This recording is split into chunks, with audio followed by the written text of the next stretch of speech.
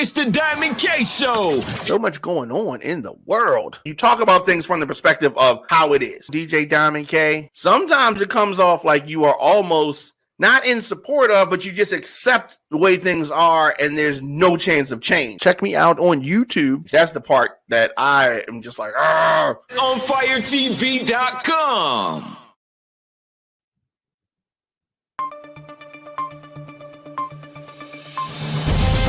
You're watching OnFire-TV.com, featuring news, interviews, and entertainment. Broadcasting from Radio On Fire Studios in Baltimore, Maryland, here's your host, Diamond K. Welcome back. Your man Diamond K in here, of course. The Diamond K Show on fire-tv.com. On fire-tv.com. Hope everybody had a good Easter.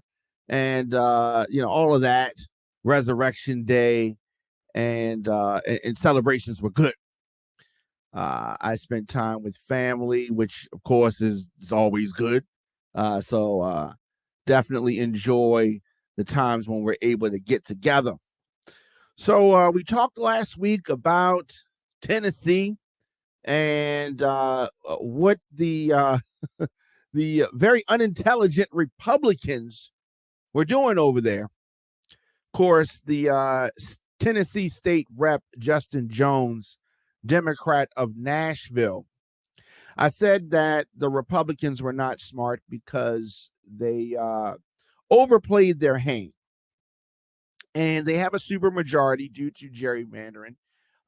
And, that's what it is, right? But they tried to silence Justin Jones, rep, expelling him from the House last week. And I said that they elevated this young man. We would have never known who this young man was or any of the Tennessee Three if the Republicans in that state did not overplay their hand, expelling the two black members and nearly expelling the white member for doing the same thing.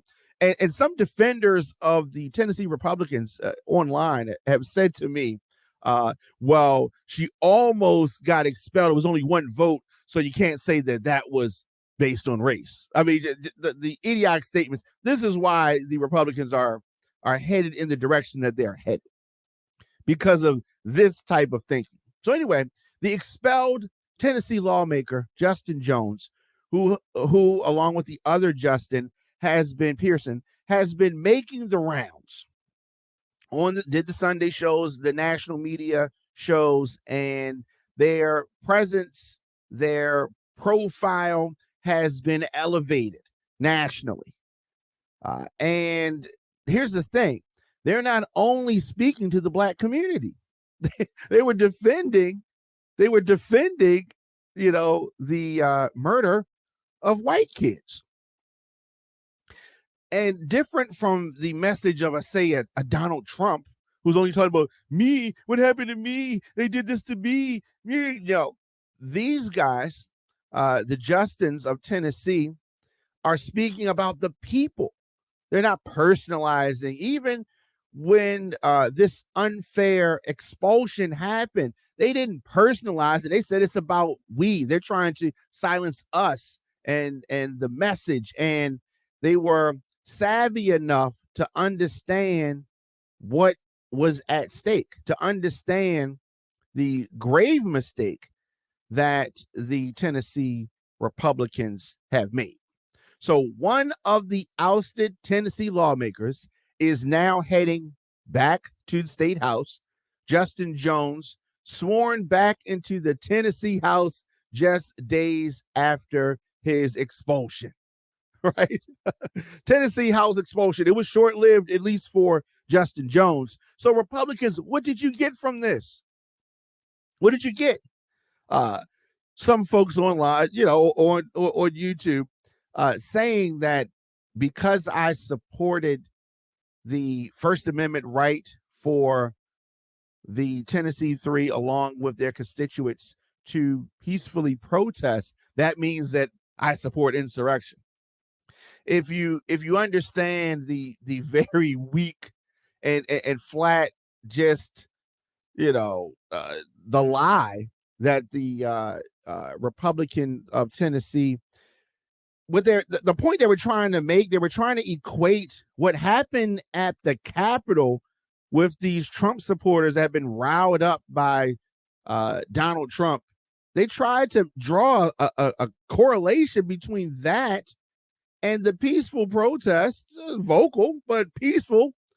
No one was killed. No police officers were roughed up and abused. The people weren't threatened. Nothing. It was nothing like what happened at the insurrection, January 6th. Sore loser Trump supporters. But they tried to whatever. But the Tennessee House expulsion, short-lived. Justin Jones sworn back in today, and he joined. He was expelled because he joined a state capitol protest against gun violence, in which Tennesseans were killed, murdered. It is amazing. It is amazing when you really think about it. And so as Jones was sworn in on the steps of the state capitol, a crowd of supporters were there to cheer him on. Jones, who was the only nominee for the district's open seat, received unanimous support from the council, with all 36 members voting to reappoint him as an interim representative for the 52nd district. As the clerk read the 36 yeas, the council burst into cheers and applause. Jones is the only nominee, as I said, for this district's open seat, and he got unanimous support. So moments after he was reinstalled, Jones joined protesters, many who showed up to support him, and marched back to the Tennessee state capitol to take his oath. Jones and Pearson, who, as I said, are both black, were expelled last week for participating in a demonstration, a peaceful demonstration calling for gun reform on the House floor after a mass shooting at the private Covenant School in Nashville left 3 9-year-old children and 3 faculty members dead. Of course, their colleague, Rep. Gloria Johnson, Democrat of Knoxville, who also participated in a demonstration, managed to keep her seat. Republicans claim that the 3 lawmakers knowingly and intentionally brought disorder and dishonor to the House of Representatives. They brought dishonor to the House of Representatives. Of course, Democrats across this nation have voiced support for these state lawmakers. They have been referred to, now known as the Tennessee Three. Vice President Harris traveled to the state last week, showing her support for the trio. I'm glad that she did that. I think that the vice president needs to do more to raise her profile. She needs to do more. She does. I don't think she does enough. She needs to do more. Very qualified for the job. Gets a bad rap. Hopefully, she will work on her image. Now, several leaders have pointed to the racial undertones of Jones and Pearson's expulsion. Rep. Jones himself said that race played a key role in his removal from the state house. He said this: "I basically had a member call me an uppity Negro," he told Joy Reid after the 72-25 vote that expelled him. Ahead of the vote to expel him, Jones vowed to return to the state capitol, and he has done that. Now, Pearson's seat, representing District 86, will be addressed at a special meeting of the Shelby County Board of Commissioners in Memphis on Wednesday. Both Jones and Pearson, if elected, will serve on an interim basis until a special election can be held in the coming months. Both have indicated that they plan to run in the special election. So they got the special election. So they're going in the seats temporarily while they're open, and then they're going to run for these seats, these same seats that they were elected to. This is what the Republicans in Tennessee thought was a good idea. What you have done is elevated and given these lawmakers the type of exposure that you don't want them to have. Because when you bring light and exposure to the issues, Republicans fall apart. They fall apart on the issues. Why? Because your leaders have misinformed you. Your leaders have led you astray. But when these Republicans, when you start looking at the issues, then you're going to start to see that the Lindsey Grahams, the Donald Trumps, the Mitch McConnells, the McCarthys, they have all led you astray. They've all led you astray. Let me know your thoughts in the comment section. Of course, Instagram, Facebook, Twitter, LinkedIn, TikTok, at The Diamond K Show. Of course, onfire-tv.com is where you go. 24 hours, we are bringing you news and entertainment. Onfire-tv.com. Click the watch live link, and you can see us 24 hours a day streaming right here. Take a quick break, and we'll come back with more after this.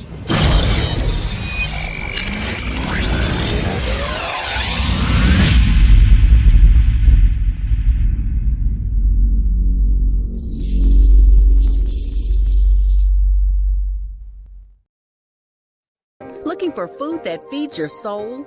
Hoodfellas Bistro and Catering is your local African-American owned restaurant offering American cuisine. Located across from the courthouse, we offer daily jury specials to reward civic duty. Enjoy our full-service restaurant and fully stocked bar.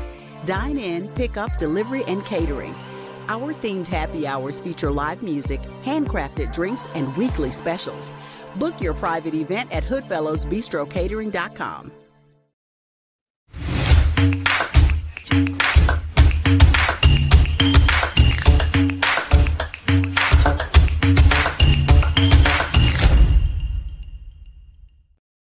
Welcome back. You made Diamond K in here. Of course, the Diamond K Show. You need to get in touch with me. Very easy to do that. DJDiamondK@gmail.com. DJDiamondK@gmail.com. So, of course, here, Baltimore itself, right? Baltimore is a different type of place. It's a different type of place. As the weather has warmed up, of course, we've talked about it over the years. When the weather warms up here in the city, it could tend to get it turns up. People turn up, right? There was a very chaotic scene at Baltimore's Inner Harbor that led to the shooting. Two teens shot, multiple arrests. Easter in Baltimore, historically downtown in the Inner Harbor area, has always been dicey. I remember when the Horsemen and I, one of the groups that I managed and produced here, when we used to hang out, we used to do parties in downtown, the Tunnel, the Break Room, Hammer Jacks, and with Kenny B, Frank Ski, DJ Booby, et cetera, right? But so during the daytime on Easter, there would be Easter egg, parties for the little kids. Then they would have the parties for what we used to call the 17 and over crowd. And that crowd was never 17. They were older than 17, but for whatever reason, we called them 17 and over crowd, right?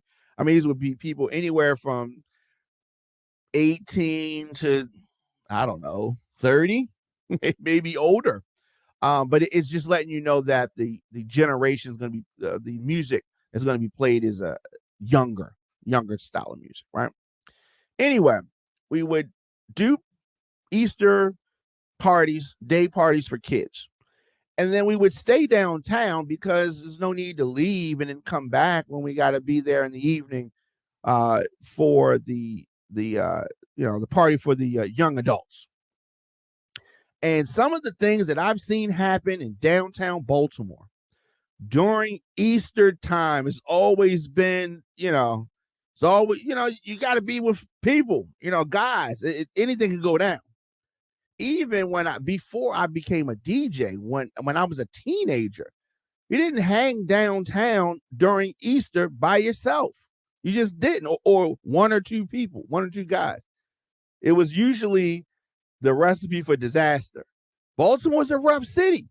It's a rough city.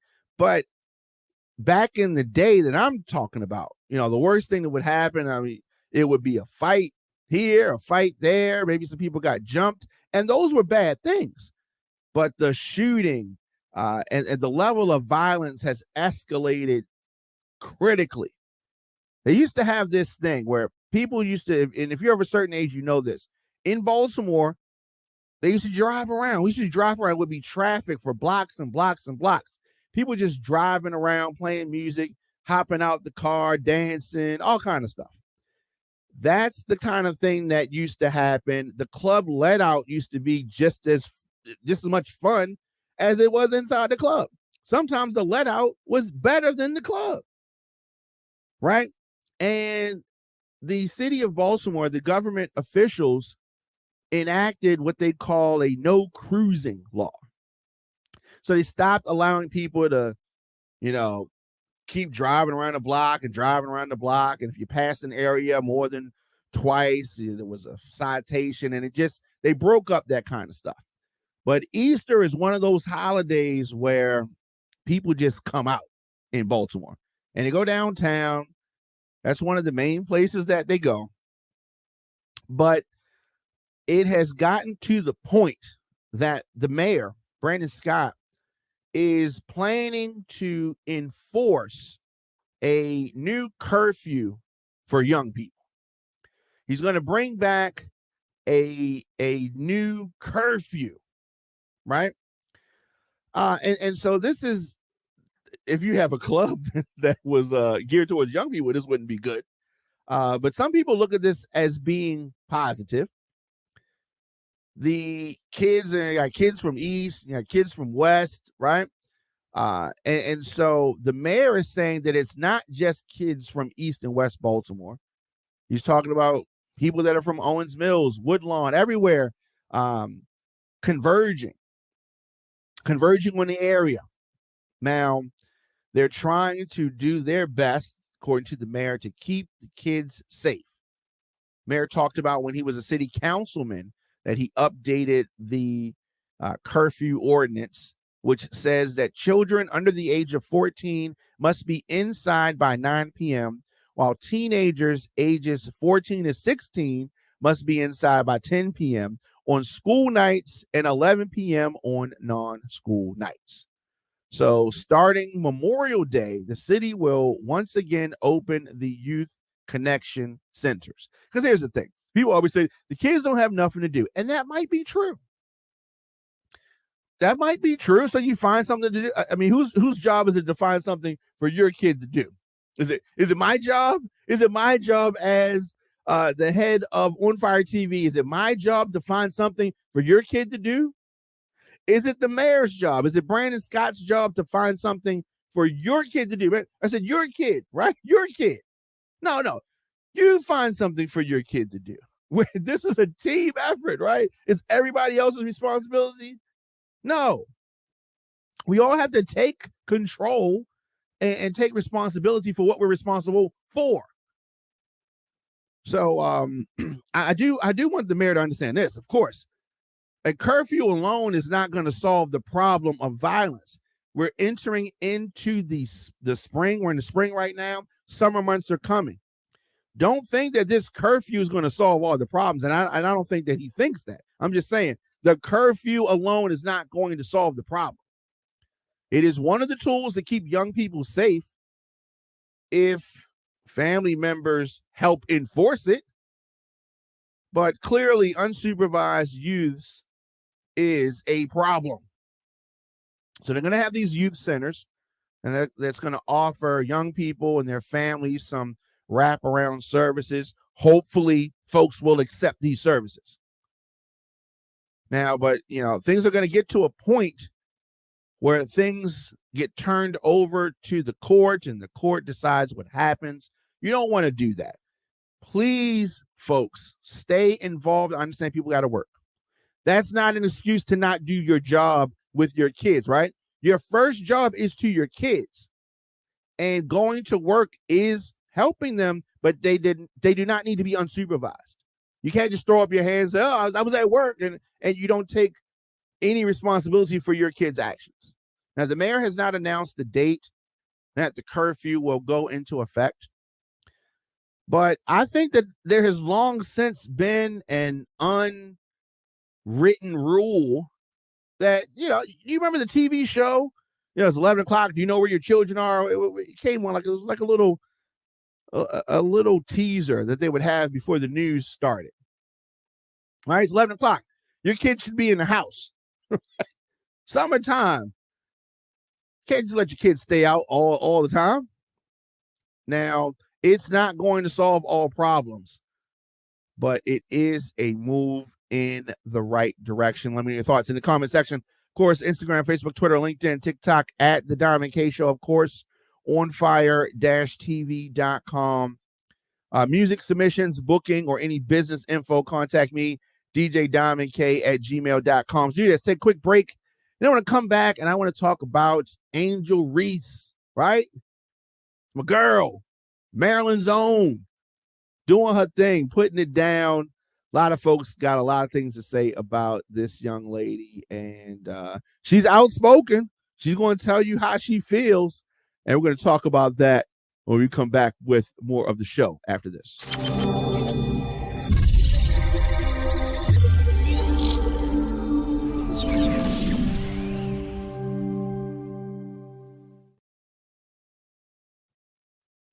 Looking for food that feeds your soul? Hoodfellas Bistro and Catering is your local African-American-owned restaurant offering American cuisine. Located across from the courthouse, we offer daily jury specials to reward civic duty.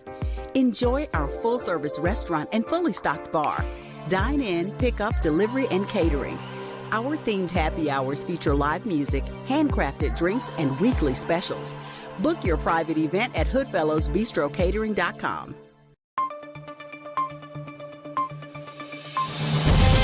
You're watching OnFire-TV.com, featuring news, interviews, and entertainment. Broadcasting from Radio On Fire Studios in Baltimore, Maryland, here's your host, Diamond K. Welcome back. You may Diamond K in here, of course. The Diamond K Show on fire-tv.com. Make sure you check us out over there. 24 hours a day, news, entertainment. Just click the watch live button. You can watch the programs here 24 hours a day, 24/7, streaming live. So Angel Reese, she has made quite a name for herself over the last year. And following her team's NCAA win, the LSU star appeared on a podcast, the I Am Athlete podcast, and she threw some shade over to the ladies at the WNBA. So here's the thing. She's been doing her thing, and when asked about her future in the league, she said that I'm not in a rush. I'm chilling right now. I'm in no rush to go to the league. The money I'm making is more than some people in the league are making that might be top players. So, that's interesting. And true. Of course, the ladies, it's infamously known that the ladies in the WNBA are not paid as well as the NBA. And folks say that that's because things are unfair. I do think that things can tend to be unfair. But let's understand this. The WNBA is here. The NBA is out of the stratosphere. More people pay to watch men play ball. Does that mean that the lady should be paid the same amount? As should the top NBA player be paid what LeBron James makes? No. More people watch LeBron James. So this is that simple. If you got a record company and Beyonce is your top selling artist, and you got Joe Blow who just signed a deal or has been on the label for a couple of years, doesn't have any hits, is he supposed to get paid the same amount because Beyonce makes this amount? No. Is it unfair? I don't know. People pay with their wallets. People vote with their wallets, what they're spending the money on. So some people are saying that Angel is out of pocket for talking like this. How dare she say this? WNBA athletes don't take home as much money as you may think. The average salary per year from the organization alone is just above $100,000. And the highest paid athletes earn above $200,000. So with that being said, Reese's earns over the last year, her take-home money has been nearly 10 times the amount a female basketball player earns. So when she says that she's not in a rush, when she says that, ever since the NCAA finals, her net worth has skyrocketed to almost $1 million. Almost $1 million. Do you know how much work a WNBA player got to put in to get that much money? Ask Brittany Griner. She'll tell you about the money. Is it too soon for that? Is it too soon for a Brittany Griner joke? Anyway, her endorsements, Angel Reese's endorsements, have brought her nearly $500,000 over the last week. Oh, she's winning. The LSU Tiger champion has signed several deals with popular brands like McDonald's, Wingstop, Outback Steakhouse, Xfinity, Bose, JanSport, even Raising Cane's. Her net worth is now $824,000 and rising. And rising. So she says she is in no rush to go to the WNBA.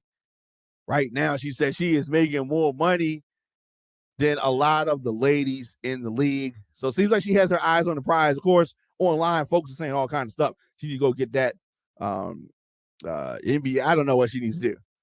But people are going to have their thoughts. I think she knows what she's doing, right? She grown. She grown. And, you know, if anything, the WNBA may soon raise that league minimum to compete. But I think she should just, as far as a female athlete, female basketball player, maybe stay in college longer. Right? Because the WNBA is, if you're trying to get money, that may not necessarily be the best place to go. Let me know your thoughts in the comment section, Instagram, Facebook, Twitter, LinkedIn, TikTok, at The Diamond K Show, of course, on fire-tv.com. I will be back here tomorrow, 6 p.m. with the show.